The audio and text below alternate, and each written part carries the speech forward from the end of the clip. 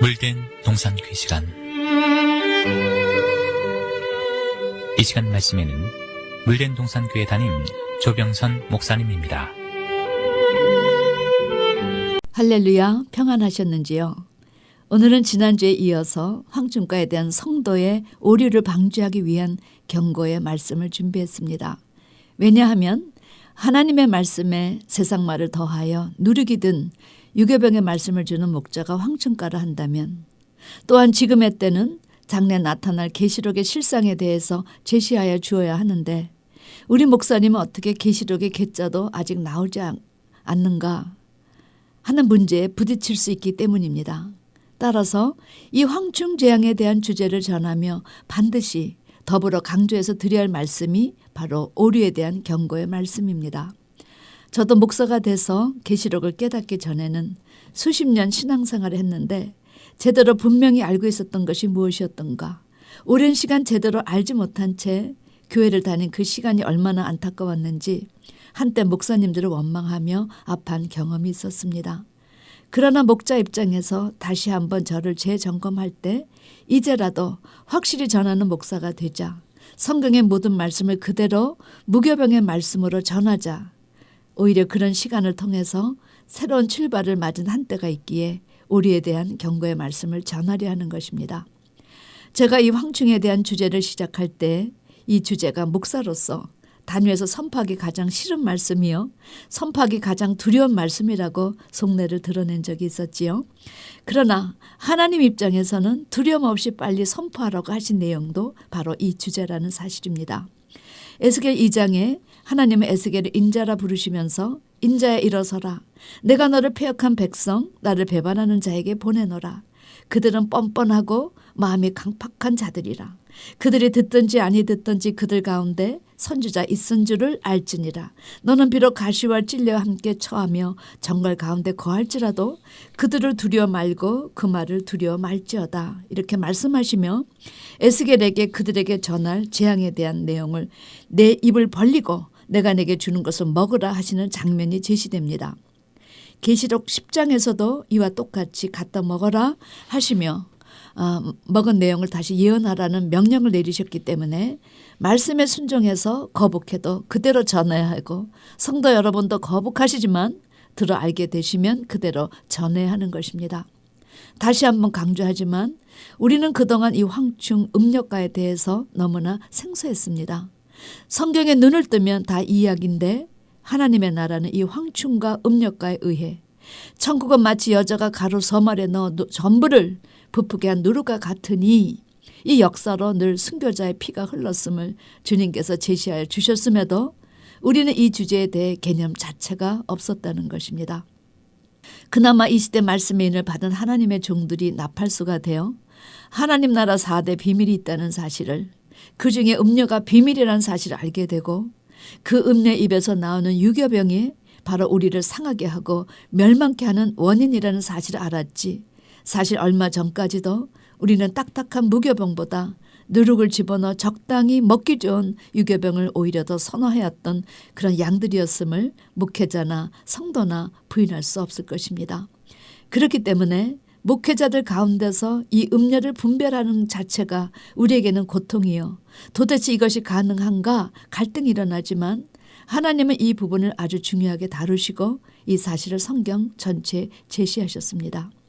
우리가 분명히 주목해야 할 것은 사도 요한은 오순절날 성령의 권능을 받고 예루살렘 교회 기둥 같은 역할을 감당하였지만 이 음료의 실상을 하나님께서 보여주실 때 성령의 특별한 감동을 입혀주시고 이 음료의 실상을 보여주셨다는 사실입니다. 그만큼 음료는 분별하기 힘든 존재입니다. 우리도 정말 기도해서 성령의 충만함을 받아야 이것의 실상을 실제로 마음에 깨달을 수 있는 것입니다. 계시록 17장 1절에서 6절 말씀입니다. 또 7 대접을 가진 7 천사 중 하나가 와서 내게 말하여 가로되 이리 오라, 많은 무리에 앉은 큰 음녀에 받을 심판을 내게 보이리라. 땅의 임금들도 그와 더불어 음행하였고 땅에 거하는 자들도 그의 음행에 포도주에 취하였다 하고 그 성령으로 나를 데리고 광야로 가니라. 내가 보니 여자가 붉은빛 짐승을 탔는데 그 짐승의 몸에 참남된 이름들이 가득하고 7머리와 10뿔이 있으며 그 여자는 자줏빛과 붉은빛 옷을 입고 금과 보석과 진주로 꾸미고 손에 금잔을 가졌는데 가증한 물건과 그의 음행에 더러운 것들이 가득하더라. 그 이마에 이름이 기록되었으니 비밀이라 큰 바벨론이라 땅의 음녀들과 가증한 것들의 어미라 하였더라. 또 내가 보매 이 여자가 성도들의 피와 예수의 증인들의 피에 취한지라 내가 그 여자를 보고 기이 여기고 크게 기이 여기니. 여러분, 이 음녀의 실상을 통해서 여러분의 마음속에 깨달음이 무엇입니까? 첫째, 이 음녀는 많은 무리에 앉은 자란 것입니다. 많은 무리에 앉은 음녀라. 한마디로 세상 축복과 세상 명예를 그대로 다 지닌 세상처럼 물질관, 가치관 어느 것 하나 달라지지 않은 상태의 목자와 교인인 교회를 말합니다. 둘째는 이 음녀는 그 몸에 참남된 이름을 가지고 7머리와 10뿔이 있는 붉은빛 짐승을 탔습니다. 이 이야기는 장래 세상을 장악할 적그리스도와 연합하여 적그리스도의 앞잡이 노릇을 할 것을 제시한 것이지요. 셋째는 금과 보석과 진주로 꾸미고 특히 자줏빛과 붉은빛의 화려한 옷을 입었습니다. 여러분, 교회는 순종과 세마포 옷으로 단장해서 마음에 숨은 사람을 온유하고 안정한 심령에 썩지 않을 것으로 예비해야 합니다. 그러나 그와 역행되었다는 거지요. 네 번째는 그녀가 손에 들고 있는 금잔 속에는 가증한 것들과 음행에 더러운 것들이 가득했습니다. 잔은 포도주를 담는 그릇인데 단 포도주에 물을 섞고 혼합된 술을 만들고 사단의 생각을 넣어 독주로 만들었기 때문에 하나님이 가증하고 더럽다고 표현하신 것입니다. 다섯째, 음녀의 이마에 이름이 기록되어 있는데 비밀이라 하면서 그것이 큰 바벨론이라 가르쳐 주었습니다. 바벨이란 혼동, 혼잡, 혼합이란 뜻으로 수르바벨이란 뜻과 역행하는 하나님의 말씀에 누룩을 넣어 가감하고 희석하는 목회를 하고 있다는 사실을 제시한 것입니다. 여섯째, 이 음녀가 무엇에 취해 비틀거렸는가? 성도들과 예수의 증거를 가진 자들의 피에 취해서 비틀거렸다는 것입니다. 얼마나 두려운 말씀인지 몰라요. 이들 음녀는 역사적으로 그 시대 하나님의 종들을 시기하여 실눈 뜨고 자기가 모르는 내용을 전한다 해서 이단이라는 음모로 죽여왔습니다. 일곱째, 이 음녀는 반드시 심판을 당한다는 사실입니다. 이것이 계시록 17장에서 제시하는 음녀의 실상입니다. 자, 멸망당할 장래를 알지 못해서 세상과 쿵쿵작작 연합하여 목회를 하는 이 음녀, 성경에서 이 유교병을 먹이는 목회자가 황충가라는 것이 제시된 상태에서 하나님의 말씀의 인을 받지 못한 자가 바로 황충의 먹잇감이라는 사실이 제시된 상태에서 우리 모두 목회자나 성도가 피차 다시 정리하고 점검해야 할 사항은 무엇이겠습니까? 제가 신학대학원에 다닐 때 설교와 강의 시간에 마음속 깊이 유념한 것이 하나가 있었습니다. 그것은 신학을 공부하고 나서 장래 제가 목회자가 되었을 때 어떤 설교를 할 것인가, 어떤 목회를 할 것인가. 그때 교수님께서는 저수형 목회와 성수관형 목회에 대해서 말씀해 주셨는데 여러분 저수지형 목회는 어떤 목회인가? 문자 그대로 여러분 저수지는 물이 필요한 때를 대비해서 평소에 많은 물을 저장해 놓는 방식을 말합니다. 이 저수지에서 우리가 먹는 물과 비가 내리지 않아 논의 벼가 타들어갈 때 필요한 물도 다 여기에서 공급이 됩니다. 그와 같이 목회자가 계속적으로 성경 말씀을 읽고 연구해서 언제 어느 때 어떤 성도가 찾아와서 어떤 장성한 양식을 요구할 때도 줄 수 있도록 저장시켜 놓아 때를 따라 양식을 나눠주는 것이 바로 저수지형 목회라는 사실입니다. 그럼 성수관형 목회는 어떤 목회인가? 성수관에는 그리 많은 물을 저장할 수가 없습니다. 그래서 파이프에 것을 쓰고 나면 또 채워야 하지요. 성수관에 저장하는 것은 밥 한 끼 정도 만들어 먹이는 것에 대한 물을 공급하기에는 지장이 없지만 가뭄이 들어서 또 많은 물이 많이 필요할 때는 공급할 여력이 없습니다. 이와 같이 성수관 설교는 그 주일 설교를 준비하고 그것 빼어 성도들에게 먹이면 또다시 줄 것이 없기 때문에 여기서도 조금 저기서도 조금씩 빼어 설교하시는 분을 성수관형 목회자라 하는 것입니다. 그런데 여러분, 우리 주님은 제자들에게 내가 너에게 분부한 모든 말씀을 가르쳐 지키게 하라 하셨습니다. 그런데 통상적으로 주일 설교는 대충 20분에서 30분, 많아야 40분 설교요. 교회 성경 공부는 대략 50분에서 1시간인데 이런 상황에서 성도들이 하나님의 말씀을 어떻게 충분히 받아 세상을 이길 수 있겠습니까? 이런 이유로 주일 대예배에서 이분이 저수지역 목회자인가 성수관역 목회자인가를 구별하기가 어렵습니다. 특히 20-30분 설교는 언변 구사력이 뛰어나신 분이시면 또한 목회 연륜이 있으신 분이시라면 성수관역이라도 오히려 더 각광을 받게 설교하실 수 있고 저수지역 목회자가 아니더라도 그동안 설교 준비했던 목록이 많아서 얼마든지 준비 안 하시고도 하실 수 있습니다. 그렇다면 우리가 어떻게 이런 난제를 해결할 수 있는가? 어떻게 해야 성도로서 오류를 범하지 않고 목회자로서 오류를 범하지 아니하고 목회자 자신이 자기를 제대로 분별하고 성도도 분별하여 얻어먹고 말씀을 충분히 주고 산 자, 이긴 자의 대열에 낄 수 있을까요? 첫 번째는 짧은 시간에 성도가 감히 목회자를 판단하려는 생각 자체를 하지 말라는 것입니다. 이것은 목회자에게도 마찬가지 짧은 시간에 성도를 판단하지 말라는 것입니다. 저수지형 목회와 성수관형 목회는 짧은 시간에 구별되지 않습니다.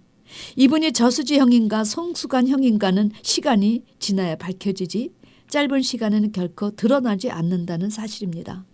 성도도 빨리 이해하고 빨리 불이 붙은 사람이 있는 반면에 조금 늦게 이해하고 불도 늦게 붙는 사람이 있는데 인내심을 갖고 기도하며 말씀에 줄을 놓지 않은 사람들이 결국은 말씀도 받는다는 사실입니다. 그래서 저는 감정적으로 뜨거운 사람들을 별로 인정하지 않습니다. 그런 사람들이 늘 빨리 식고 늘 인내하지 못하기 때문이지요. 두 번째는 계시록을 알지 못한다고 황충가라고 함부로 말하지 말라는 것입니다. 때때로 계시록을 전하시는 목사님들이 계시록을 아직 전하시지 못하시는 분들이나 교회는 목자로 교회로 치지도 않고 막말을 하시는 것을 볼 수 있습니다. 성도도 마찬가지입니다. 그런데 그런 분들을 보면 개구리 올챙이적 생각을 못한다는 사실이 느껴지지요. 어떻게 우리가 계시록을 처음부터 깨달을 수 있겠습니까? 그렇다면 계시록을 깨닫지 못했을 때 자기도 황충가에 속했다고요? 아닙니다.